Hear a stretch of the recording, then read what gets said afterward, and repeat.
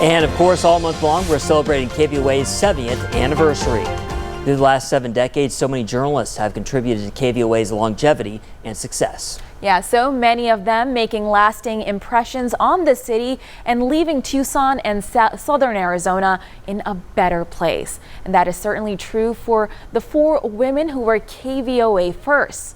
News 4 Tucson's Eric Fink has the story. In their own unique way, these women carved out a piece of KVOA history through their tenacity, through their belief in themselves and in their craft. They defied expectations and redefined Tucson television. Whether it was race or gender, it didn't make any difference. I grew up knowing that I had to be the best that I could be because that was what Mother said. Iola Johnson was just 20 when she got the call. It was 1970. Iola grew up here in Tucson and made history at home, becoming KVOA's first black anchor and reporter. Never thought that we were less than because we were African American or because we were female. I was just a person and everybody else was too. 17 years later, Mary Kim Titla became the first Native American reporter at KVOA, earning the trust of the tribes. I was given the freedom to dig for stories in the Native American communities, and I really appreciated that because the news should be diverse. Well, you can visit the Solar Oasis at Phoenix Civic Plaza all summer long, but I can't guarantee you'll see Marlon Brando there. The esteemed Patty Wise served Southern Arizona for 30 years as KVOA's most recognizable and trusted journalist. She became the first woman in Arizona to anchor an evening newscast. But more than that, Patty added another first. Married and wanting kids, Patty got pregnant. And the general manager, John Ruby, comes in and says, "What are you going to do, Patty?" And I said, "Well, I'm going to do the news."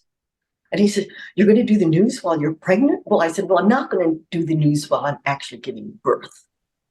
We'll just do the news up to that point." Once her son Aaron was born, there were good wishes and plenty of gifts. I got people who crocheted blankets for my baby and all these kinds of wonderful things. We were all friends. It was great. And then fast forward to 2004. A huge Cats fan, Tucsonan Lacey Collins began a stint in the city where she was born and raised as KVOA's first woman to anchor sports. I got to do the sportscast on Christmas Eve. That was so cool because my whole family was like at Christmas Eve and I wasn't, but I was here doing the sports in my hometown. And I just think that was so cool. Lacey proved she could talk about the sports world with confidence, conviction, and creativity. The ghost of Arizona's past not haunting Willie Tuatama.